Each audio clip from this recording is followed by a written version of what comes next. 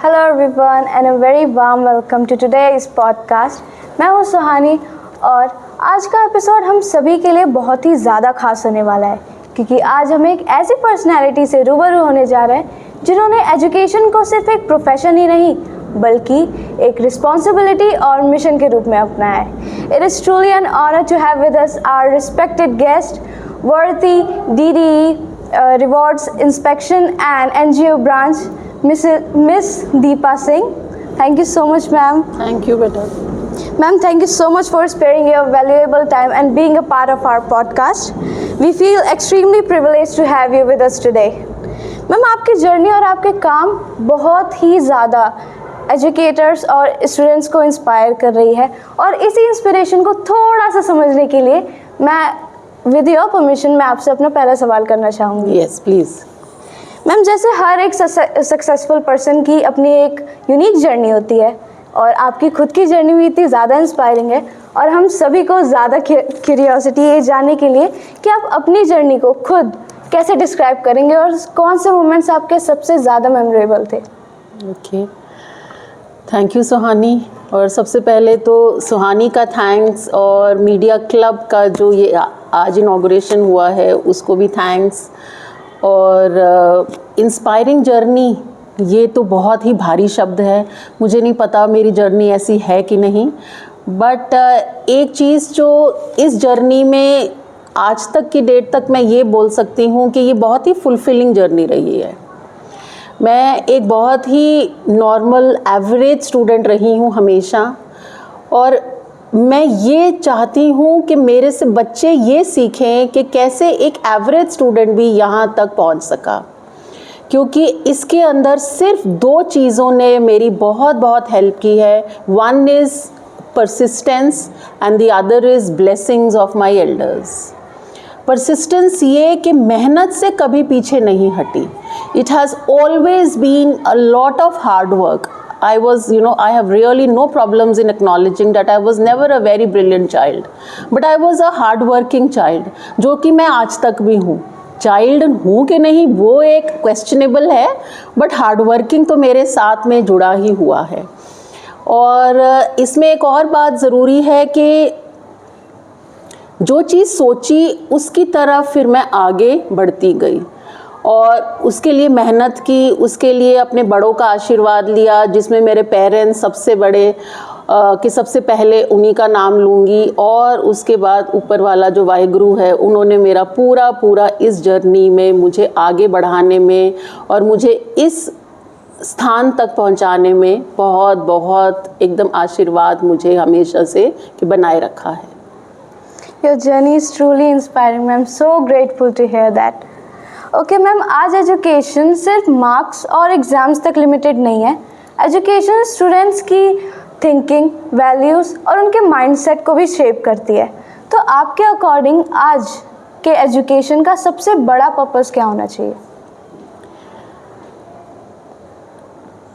सुहानी, मैं इसमें थोड़ा सा आपके क्वेश्चन को मैं चेंज करूँगी, थोड़ा सा मॉडिफाई करूँगी कि हमेशा से ही जो एजुकेशन का पर्पस है, जो मेन पर्पस है, वो आज भी वही है और वो कल भी वही रहेगा. मेरे अकॉर्डिंग पहला जो फोकस एजुकेशन का होना चाहिए वो होना चाहिए कि एक enlightened citizens of a nation वो बनाए, कि जिसमें कि जैसे हमारी आज की जनरेशन है उनको ये पता हो कि मेरे लिए अच्छा क्या है, बुरा क्या है. जो हमारे डेमोक्रेटिक वैल्यूज़ हैं वो उनके लिए खड़े रहें, उनके बारे में उनको नॉलेज हो. प्रॉब्लम सॉल्विंग है, क्रिटिकल थिंकिंग है और ह्यूमेन वैल्यूज़ हैं. जो चीज़ हम दूसरे से चाह रहे हैं पहले हम उसका एक चलता फिरता उदाहरण बने. आई थिंक वो एक एजुकेशन का मेन पर्पस है कि स्टूडेंट की होलिस्टिक डेवलपमेंट होने में, है ना, जिसमें मैं बहुत खुश हूँ क्योंकि मुझे आज ये स्कूल में आकर ये देखने को मिला कि होलिस्टिक डेवलपमेंट का अगर किसी ने कोई जीता जागता उदाहरण देखना हो तो वो इस स्कूल में आ जाए. क्योंकि पढ़ाई भी है ना, स्पोर्ट्स भी है, कल्चर भी है। जो भी हमारे डायरेक्टोरेट ऑफ एजुकेशन के न्यू इनिशिएटिव्स हैं, जैसे नीव हो गया, राष्ट्र नीति हो गया, साइंस ऑफ लिविंग हो गया, या जो स्कूल के अपने इन हाउस इनिशिएटिव्स हैं, है ना, वो सब भी यहाँ पे बखूबी चल रहे हैं। तो यही सब चीज़ें हमारे लिए बहुत ज़रूरी हैं, जो कि हमें ये बता रही हैं कि एजुकेशन का मेन पर्पस क्या होता है। ओके, तो आजकल के बच्चे इस अपॉर्चुनिटी का कितना फ़ायदा उठा रहे हैं, ये तो अब बच्चों को खुद से ये वाला प्रश्न करना है। बट मैं ये मान के चल रही हूँ कि आपको इस तरह का जो एक्सपोजर मिल रहा है उसकी आप पूरी तरह से उसको यूज़ करोगे और यूटिलाइज़ भी करोगे, और साथ में आगे जो भी आपके जो भी के जूनियर्स आएंगे उनके लिए भी एक तरह से एक पथ को आप प्रदर्शित करोगे। That was a very thoughtful explanation, ma'am. Ma'am, जैसे एकेडमिक्स के बियॉन्ड भी स्टूडेंट्स को रियल लाइफ चैलेंजेस फेस करने पड़ते हैं, तो आपके अकॉर्डिंग स्कूल्स जो होते हैं वो अपने स्टूडेंट्स को उन रियल लाइफ चैलेंजेस को फेस करने के लिए कैसे प्रिपेयर कर सकते हैं?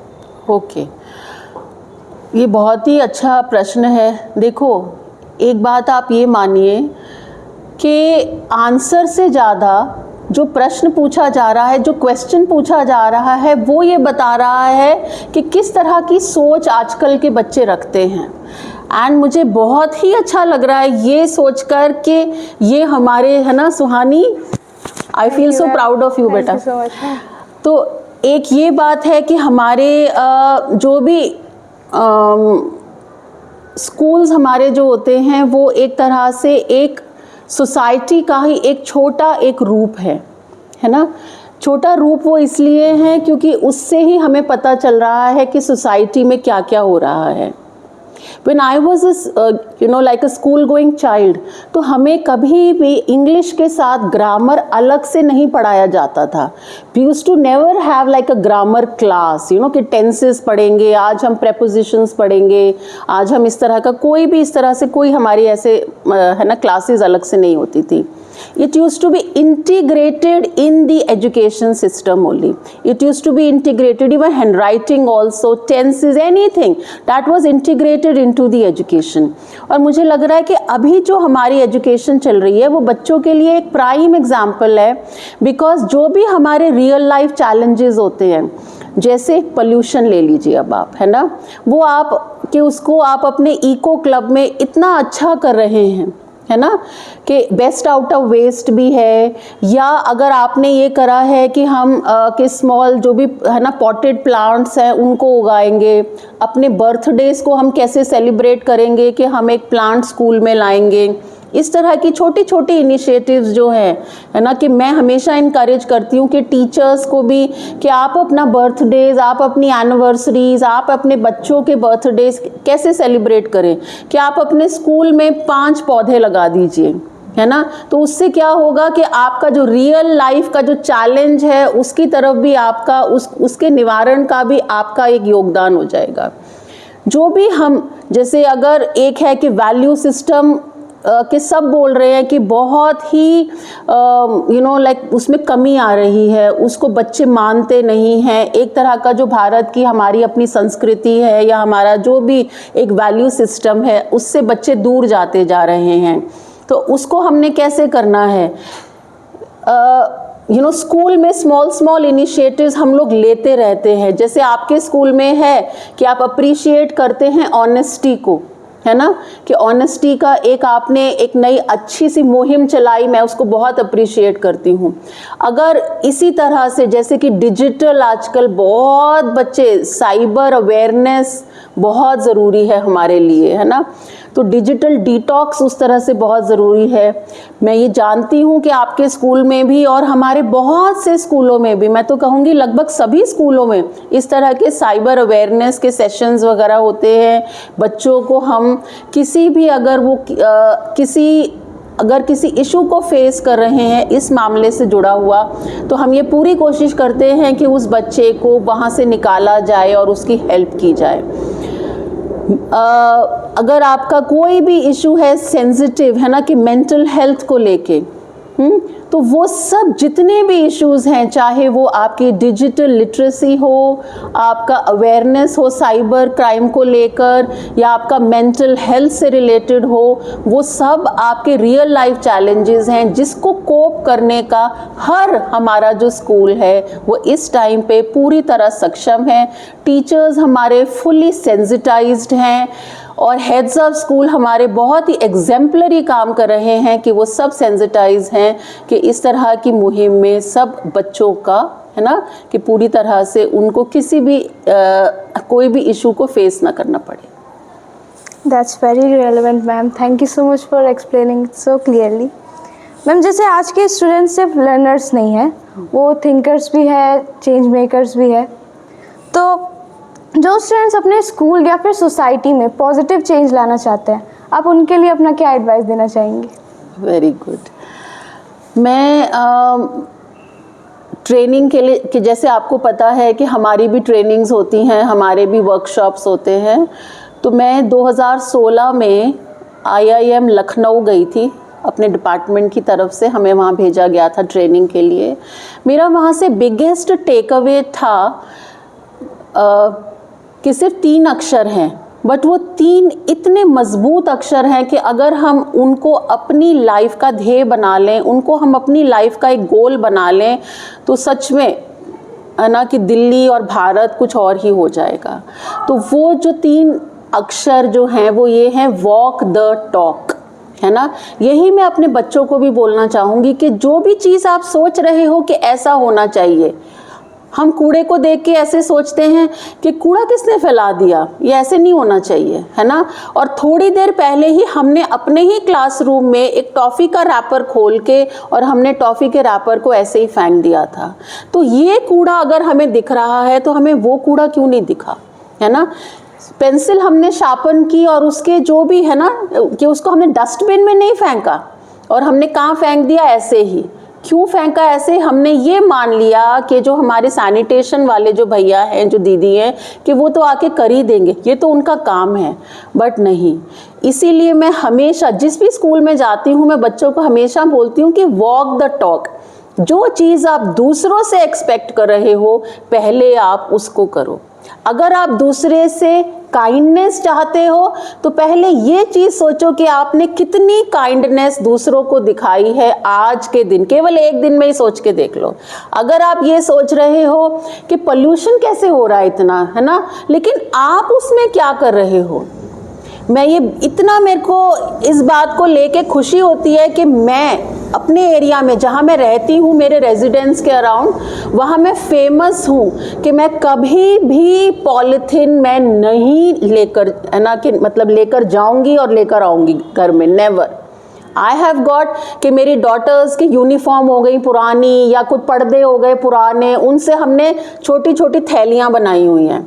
So I always carry that is my small step towards what, towards this particular, है ना, thing only, that there has to be a stop to this pollution. और ये जो कई ना मुद्दे हैं, उनको बच्चे भी कर सकते हैं। उसके लिए मेरी उम्र का या मेरे ओहदे पे होने का कोई ज़रूरी नहीं है आपको, है ना। आप छोटी छोटी अपनी चीज़ें करिए कि, है ना, कि रीयूज़ करिए चीज़ों को। कोई भी आप, जैसे पेन्स होते हैं, बॉल पेन हमारा ख़त्म हुआ, हमने उनको फेंक दिया, है ना। मैं मैम को बोलूँगी, जैसे मैं अपने स्कूल में करती थी, we used to have a box कि जिसके अंदर जो यूज्ड पेन्स हैं उसको बच्चे फेंक के जाते थे, और उसके बाद में we used to create things out of them, कि उसके अंदर क्या करते थे हम कि है ना, कि समझिए आपके 15 पेन को जोड़ के एक हमने पेन स्टैंड बना दिया, ओके, पेन होल्डर बना दिया। तो हर टीचर के टेबल पे, स्टाफ रूम्स में ऐसे पेन होल्डर्स होते थे, या कोई हमारे स्कूल में कोई डिग्निटरी आया है तो उनको हमने गिफ्ट कर दिया कि सर दिस इज़ आवर के best out of waste initiative. तो इस तरह से कोई रॉकेट साइंस नहीं है ये जो भी हमारे छोटे छोटे इनिशिएटिव्स हैं, वो ये बच्चे ही हमारे पहली एक सीढ़ी हैं जो कि इसके ऊपर चढ़ेंगे, है ना। तो मैं दोबारा से ये वाली बात आपके स्कूल की तो अप्रिशिएट करती हूँ, बट जो भी चीज़ आप यहाँ पे सीख के जाते हैं, आप अपने भाई बहनों को, अपने सिबलिंग्स को, कज़न्स को जो इस स्कूल में नहीं हैं, उनके पास भी आप उसको ट्रिकल डाउन कीजिए, है ना, उनके साथ शेयर कीजिए। ये एक आपकी पॉजिटिव सोच होगी अपने स्कूल, अपनी दिल्ली और अपनी भारत की तरफ, ठीक है। Thank you ma'am, I am sure students will find this very encouraging. Ma'am, अपने करियर को फॉलो करते समय काफ़ी रिस्पॉन्सिबिलिटीज़ और चैलेंजेस भी आते हैं, लेकिन कुछ कुछ मोमेंट्स ऐसे होते हैं ना जो हमेशा याद रह जाते हैं। Yes. तो आपके लाइफ में वो रिवॉर्डिंग मोमेंट कौन सा था और क्यों? हाँ, यस सुहानी, ये प्रश्न बहुत मेरे एक ऐसा हो गया कि आपने मेरे दिल के एक तार को छेड़ दिया, क्योंकि इसमें दोनों बातें जुड़ी हुई हैं। मैं इस टाइम पे, जैसे आप सबको पता है कि मैं डीडी अवार्ड्स हूँ, है ना, तो डीडी अवार्ड्स में मैं आपको एक छोटी सी इंसिडेंट बताती हूँ कि जब मुझे स्टेट अवार्ड मिला था तो मैं बहुत खुश थी। ऑब्वियस की बात है ना, कि मुझे मिला था 2021 में। I was very happy, I was like एकदम जिसे बोलेंगे एकदम जैसे मेरे वो क्या बोलते हैं कदम, हाँ, एकदम प्राउड मोमेंट था। And everyone was very happy for me, everything, है ना, कि मैं खुद पे बहुत मुझे एकदम कि जिसे बोलेंगे ना गर्व हो रहा था।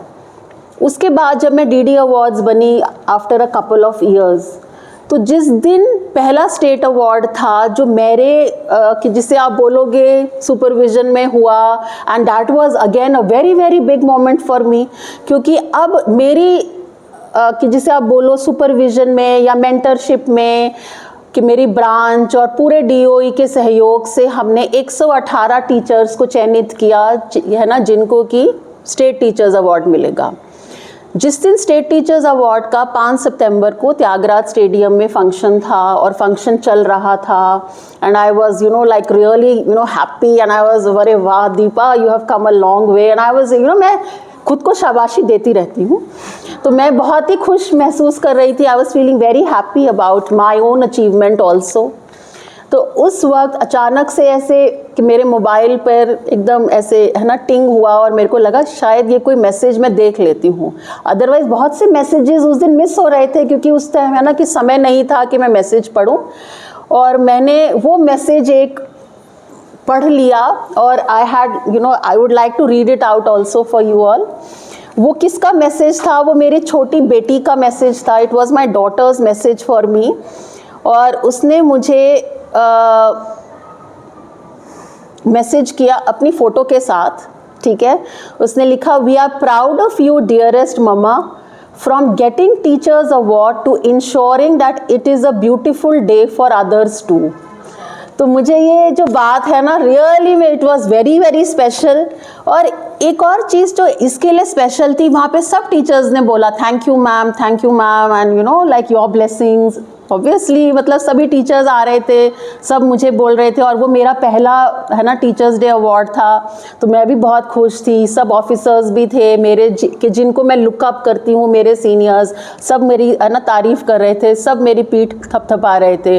बट जब उस मेरे एफर्ट को मेरी डॉटर ने भी, जो कि इस सीन से पूरी अलग है, उसको नहीं पता कि मैं वहाँ पे क्या करती हूँ या मैं क्या हूँ, या, है ना, जब उसने मेरे इस काम को अप्रिशिएट करा, तो मुझे लगा दैट ये मेरे लिए तो नेशनल अवार्ड हो गया है, and it is something like really big achievement. और मैं उस अपनी एक मोमेंट जो आपने पूछा, आई थिंक वो मेरी लाइफ का वो एक मोमेंट है। That's truly heart warming ma'am. Thank you ma'am, आज की जनरेशन काफ़ी अवेयर, टैलेंटेड और एम्बिशियस है, तो स्टूडेंट्स के लिए आप क्या एक मैसेज शेयर करना चाहेंगी जो कि उन्हें एक लर्नर से एक बहुत अच्छा लीडर बनने में हेल्प करेगा?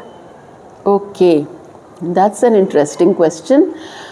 पहला तो यही मैं बोलूँगी, बेटा, learn to value yourself also, है ना। You do not really always need others to appreciate. पहले खुद की भी वैल्यू करो, एंड देन के I think all the paths they will open for you, है ना। कभी अपने आप को किसी से कम नहीं मानना। जो 5 उंगलियां हैं, ये सिर्फ कहने की बात नहीं है, ये 5 उंगलियां कभी बराबर नहीं होती हैं, है ना। You will have some talent in you. Every child has an inherent talent in them. मैं जैसे अभी पहले ये वाली बात मैं बच्चों के साथ, मैं सुहानी के साथ ये साझा कर रही थी कि ये चीज़ एक है कि हर इंसान में कुछ ना कुछ अच्छा है। अगर मैं कि सुहानी 10th क्लास में है ना, अगर जब मैं 10th क्लास की दीपा सिंह के बारे में सोचूं तो मैंने ये कभी इमेजिन नहीं करा, है ना, मतलब सोचा भी नहीं था, मेरे जहन में भी कभी मैं वहाँ तक सोच ही नहीं पाई थी कि ऐसा कोई दिन आएगा कि मेरा एक पॉडकास्ट हो रहा होगा और एज डीडी अवार्ड्स मुझे कोई बच्चा अप्रिशिएट कर रहा होगा, कोई बच्चा ये बोल रहा होगा कि मैम आपकी जर्नी इंस्पायरिंग है। तो ये जो है ये ज़रूर बच्चों को करना है कि अपने, specially for girls, I always say this, बेटियों के लिए तो पढ़ाई, और पढ़ाई के साथ साथ ये चीज़ के ना, मतलब इस यहाँ तक जो आप पहुँचे हो, जो बच्चा 10th में है, 12th में है, या जो टीचर्स हैं, कि आप पर किसी माँ बाप ने बिल्कुल अपना, है ना, कि आपको वैल्यू किया है, आप उस चीज़ को कभी फेल मत करना। अगर आपके मन में कभी ये भी आए कि मैं पढ़ाई छोड़ दूं, या मुझे इंटरेस्ट नहीं है, या मैं ये नहीं कर पा रही हूँ, कई बार के बच्चे ये मान लेते हैं कि मुझसे नहीं हो रहा है। बेटा, आपसे ये सब काम ज़रूर होगा। आप सिर्फ एक चीज़ को ध्यान में रखो, जो मैं हर स्कूल में जब भी मैं जाती हूँ, स्पेशली इन गर्ल्स स्कूल में ज़रूर बोलती हूँ कि ऐसी कोई लड़की है जो सुहानी जैसा बनना चाह रही है, ऐसी कोई लड़की है जो आकांक्षा जैसा बनना चाह रही है, ऐसी कोई, कि आप में से ही कोई स्टूडेंट है जो शीतल मैम जैसा बनना चाह रही है ना, तो ऐसा कुछ भी नहीं है जो असंभव है। We as women, we have got a lot of inherent power in us, है ना, हमारी जो स्ट्रेंथ है, हमारी जो एनर्जी है, हमें उसको रियलाइज करना है, और हमें उसको, आप ये सोच लो कि उसको ही हमें आगे लेकर जाना है। आप सब स्ट्रॉन्ग हैं, आप सब एनर्जेटिक हैं, आप सब केपेबल हैं, है ना। ये चीज़ आप मान के ही चलिए कि I am capable, I am worth everything that I am getting, and I am worth everything that I am aiming for. आप में से हर बच्चे ने अपना लिखा हुआ है यहाँ पे, है ना, डॉक्टर लिखा है किसी ने टीचर लिखा है, किसी ने सीए लिखा है। तो वो जो आपका आज एम है, कल को आप ये देखना वो आपकी लाइफ की रियलिटी बन जाएगी, है ना। वो इट इज़ पॉसिबल बेटा, ऐसी कोई चीज़ नहीं है जो पॉसिबल नहीं है। और बिल्कुल मेरा आशीर्वाद तो है, वो मेरी फेवरेट चीज़ कि अपने सिर पे सुहानी हाथ फेर लो, ये मेरा आशीर्वाद है आपके लिए। जब भी आप कभी भी थोड़ा सा भी आपको लगे कि मैं डीमोटिवेट फील कर रही हूँ, तो आप सिर्फ ये लाइन याद कर लेना कि कोई ना कोई लड़की ऐसी है, आपने देखा होगा जब आप स्कूल आ रहे हो, इतनी स्मार्ट सी यूनिफॉर्म में, है ना, आ रहे हो स्कूल, तो कोई बच्चा ऐसा देख रहा है कि मैं स्कूल नहीं जा पा रही, लेकिन काश मैं ये वाली दीदी की तरह मैं जा पाती, है ना। तो आप ये सोचो कि आप भी किसी के लिए इंस्पिरेशन हो, आपकी तरह कोई कुछ बनना चाहता है, तो वो चीज़ को हमेशा अपने नज़र में रखना, ठीक है। And thank you so much for your thoughts and experiences. Actually थोड़ी सी मैं वो हो गई, मुझे बहुत ज़्यादा आपने प्रेस किया है, और आपके वर्ड्स हम स्टूडेंट्स के लिए काफ़ी इंस्पायरिंग है। On behalf of our school we are truly grateful for your time and thoughts, and thank you to everyone who tuned in. मैं हूँ सुहानी, और फिर मिलते हैं एक नए एपिसोड के साथ। तब तक के लिए keep learning, keep growing. Thank you so much. Thank you children.